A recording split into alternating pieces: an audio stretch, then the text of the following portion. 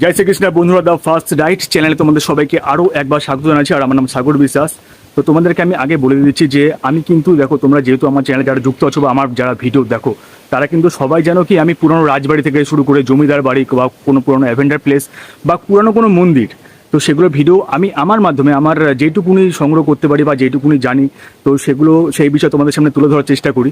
তো অনেক দিন পর আমি ভেবেছিলাম, আমার একটা ইচ্ছে ছিল যে আমার পাড়া, নিজের পাড়া যেটা আমি থাকি আমার বাগমোড়ে, তো এখানে একটা জায়গা আছে কিন্তু রথতলা, আর সেখানে কিন্তু এই বাড়িটা আছে তোমরা দেখতে পাচ্ছ।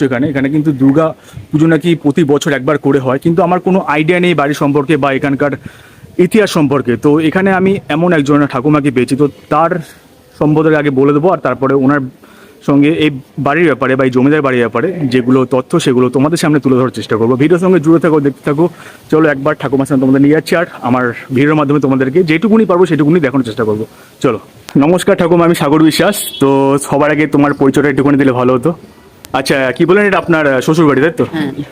আচ্ছা, এই বাড়িটার ব্যাপারে আমি আপনার কাছে কিছু শুনতে চাই। যে আমি অনেকদিন ধরে জানার চেষ্টা করেছিলাম বা এখানে আমি যাতায়াত করেছিলাম, যে এই বাড়িটাকে দেখেছিলাম এক সময়, যে এখানে লোকমুখে শোনা কথা বা এখানে আমি শুনেছিলাম যে দুর্গা পুজো নাকি বছরে একবার করে হয়। তো এটা মানে কবে থেকে এরকম মানে বন্ধ হয়ে পড়ে আছে? বা এখনো তো হয় শুনেছি, কিন্তু একসময় তো প্রচলিত ছিল, সবসময় নাকি মানুষজন থাকতো বা এরকম দুর্গা পুজো হতো। এটা কত বছর ধরে এরকম আছে? 400 বছর উপর হয়ে গেছে। 400 বছরের উপর হয়ে গেছে? আচ্ছা আচ্ছা আচ্ছা আচ্ছা। আমি বিয়ে হয়ে আসতে শুনছি 400 বছর, আমার বিয়ে হলো প্রায় আমার হয়ে গেল 50-60 বছর। 50-60 বছর হয়ে গেছে। ও, মানে এখনো কি এখানে সব মানে বছরে কি একবার করে আসে ওনারা, যারা এখানে ছিল আগে এক সময়? আমাদের বিয়াতিরা সব আসছে। আচ্ছা আচ্ছা আচ্ছা। রিলেটিভরা সব আসে। রিলেটিভরা সব আছে এখানে, তাই তো? এখানে জমিদার অনেক দূরে দূরে বাড়িতে সবাই আসে না, কিছু কিছু আসে। আচ্ছা আচ্ছা আচ্ছা আচ্ছা। কিছু কিছু আসে, কিছু কিছু মানুষজন আসে এখানে। এই যেমন সামনে দুর্গা পুজো আসছে আর 1 মাস বাকি আছে, তো তারা হয়তো এখানে আসবে নাকি? এখানে দুর্গা পুজো হবে। হ্যাঁ, এই জন্মাষ্টমী হয়ে যাবে। হ্যাঁ হ্যাঁ, এই জন্মাষ্টমী আসছে। জন্মাষ্টমী। হ্যাঁ, এই 16 তারিখে জন্মাষ্টমী হয়ে যাবে, তারপর ঠাকুরের হাত দেওয়া হবে। মানে জন্মাষ্টমীর পর থেকে এখানে মানে মোটামুটি শুরু হয়ে যায়, তাই তো? সব রকম দুর্গা পুজো। আচ্ছা, এবার আমি আপনাকে বলি যে এই যে পুরানো যে বাড়িগুলো দেখতে পাচ্ছি আমি এখানে ভগ্ন অবস্থায় বা ভাঙা অবস্থায় পড়ে আছে, এগুলো কি এখানে একসময় বাড়ি ছিল? হ্যাঁ, মানে বাড়ি ছিল, এখন এগুলো ভেঙে ভাঙা অবস্থায় পড়েছে। মানে আপনি বললেন যেটা 400 বছরের পুরানো, মানে 400 বছর ধরে এখানে সবাই মোটামুটি থাকতো, তাই তো? এখন যারা থাকে না বা এইভাবে পড়ে আছে।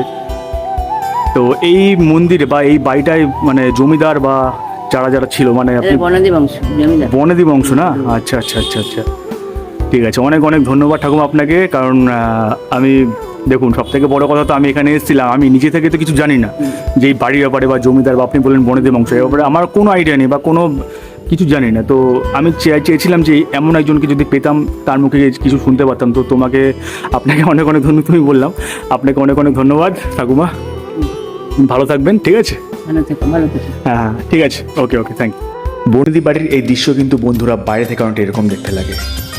400 বছর পুরানো বনেদি বাড়ির এই ইটগুলো যেন আজও কথা বলে, আজও মনে করিয়ে দেয় যে একসময় কতই না এই বাড়িতে গান বাজনা লেগেই থাকতো, কিন্তু আজ যেন এটা একটা পরিত্যক্ত বাড়িতে পরিণত হয়েছে।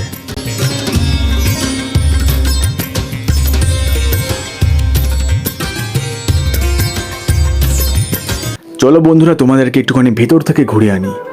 এইটা হচ্ছে বনেদি বাড়ির সেই পুজো মণ্ডপ, যেখানে কিন্তু আজও বছরে একবার কিন্তু দুর্গাপুজো হয়।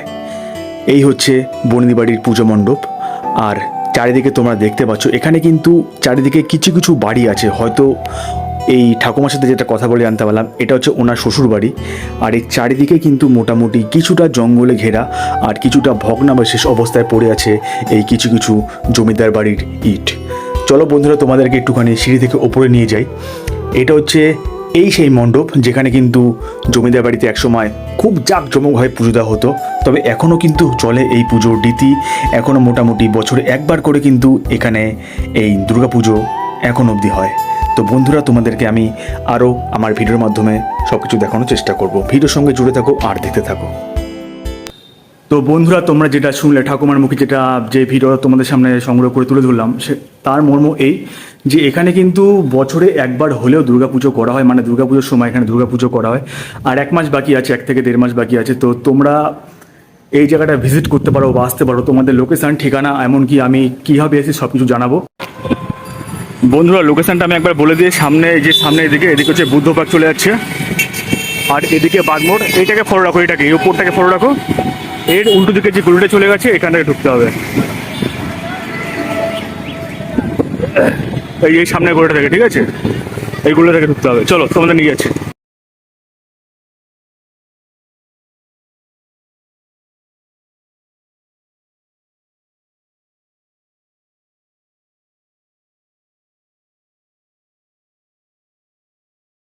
আপনাদেরকে আমি এমন একজন মানুষের সঙ্গে পরিচয় করে দেবো, এনার নাম হচ্ছে সুধীর দাস। তো ইনি এই জায়গাটা একবার দেখতে পাচ্ছ তোমরা। তো এখন তো এরকম হয়ে গেছে, কিন্তু একসময় বহুত পুরানো একজন মানুষ, খুব পুরানো একজন লোক, যে এখানে এগুলো দেখাশোনা করতো বা পরিষ্কার করতো, এই সমস্ত জঙ্গল ফঙ্গল বলতে পারো। তো কিছু কিছু মানুষ সত্যি ভাবতে খুব অবাক লাগে যে এরকম কিছু জমিদার বাড়ি বা রাজবাড়ি যেগুলো একসময় কত জাঁকজমক বা কয়েকশো বছর ধরে যেমন লোকজন থাকতো, কিন্তু এখন সেগুলো কিন্তু এরকম জনশূন্য হয়ে গেছে। কিন্তু এখনো কিছু কিছু মানুষ এমনও আছে যারা এরকম রক্ষণাবেক্ষণ বা টোটাল ক্লিয়ার করে রাখে। তো এরকম হচ্ছে এমনি একজন মানুষ, সুধীর দাস। ঠিক আছে, তো চলো তোমাদেরকে আরো বাইরে থেকে কিছু দেখাই আর ভিতর থেকে কিছু দেখাই, ভিডিওর সঙ্গে জুড়ে থাকো, দেখতে থাকো। বন্ধুরা তোমাদেরকে ঠিকানাটা আমি আরেকবার বলে দিচ্ছি, তোমরা পশ্চিমবাংলার যে প্রান্তে থাকো না কেন, তোমরা প্রথমে কল্যাণী বুদ্ধ পার্কে আসবে। বুদ্ধ পার্ক থেকে তোমরা টোটোওয়ালাকে জিজ্ঞেস করবে যে রথতলা যাবো, আর রথতলার সামনে এসে তোমরা দেখতে পাবে যে বাগমোড়ের রথতলার মাঝখানে যে রাস্তাটা গেছে, ভিডিও করে যেটা দেখিয়েছি, ওখান থেকে কিছুটা এগোলেই এই জমিদার বাড়ি দেখতে হবে। তো বন্ধুরা সমস্ত রকম তথ্য তোমাদের সামনে তুলে ধরার চেষ্টা করলাম, আর তোমাদেরকে জানালাম এই বাড়ির ছোট একটা ইতিহাস বা কেমন ছিল, কি ছিল জমিদার বাড়ি। 400 বছর ধরে এখানে কিন্তু এভাবেই পড়ে আছে, আর 400 বছর আগে যেগুলো এখানে ঘটে গেছিলো, এখানে একসময় অনেকে বাস করতো বা এখন এই অবস্থায় পড়ে আছে। কিন্তু বছরে একবার করে হলেও এখানে পুজো হয় দুর্গাপুজোর সামনে, মানে আর 1 থেকে 1.5 মাস বাকি আছে। তো তোমরা এখানে ভিজিট করতে পারো, দুর্গাপুজো আসতে পারো, দুর্গাপুজোর সামনে চলে এসছে খুব তাড়াতাড়ি, এখানে কিন্তু পুজো আরম্ভ হতে চলেছে। আর 15ই আগস্টের পর যেটা শুনলাম এনাদের মুখে, যে এখানে কিন্তু পুজো স্টার্ট হয়ে যায়, দুর্গাপুজো স্টার্ট হয়ে যায়, মানে 15 আগস্টের পর থেকে মানে মোটামুটি সব জাঁকজমক শুরু হয়ে যায়। রথতলা কিন্তু হয়, রথতলার পরে কিন্তু এরকম একটা জায়গা আছে। তো তোমাদের যারা যারা জানো না, যারা যারা এখনো অবধি দেখোনি, তো তোমাদেরকে আমি সেইটাই ভিজিট করে দেখালাম। আর এনাদের সঙ্গে তোমাদেরকে প্রথমে পরিচয় করে দিয়েছিলাম। তো এনারা না থাকলে আজকে কিন্তু আমি এই ইতিহাসটা জানতে পারতাম না।